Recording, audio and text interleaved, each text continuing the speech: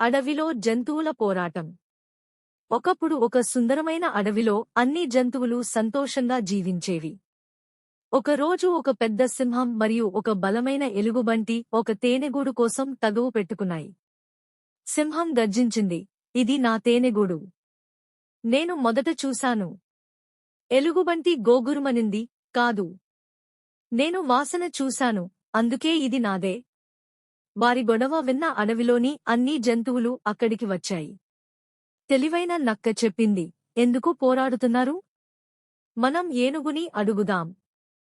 ఏనుగు కొంతసేపు ఆలోచించి చెప్పింది, మీ ఇద్దరూ బలవంతులు, కానీ గొడవతో అడవికి నష్టం. తేనెను పంచుకుని తినండి. సింహం మరియు ఎలుగుబంటి ఒకరినొకరు చూసుకుని నవ్వుకున్నారు. ఇద్దరూ తేనెను పంచుకుని తిన్నారు. ఆ రోజు నుంచి వాళ్ళు ఎప్పుడూ పోరాడకూడదని మాట ఇచ్చుకున్నారు. ఆ తర్వాత అడవిలో మళ్లీ శాంతి నెలకొంది.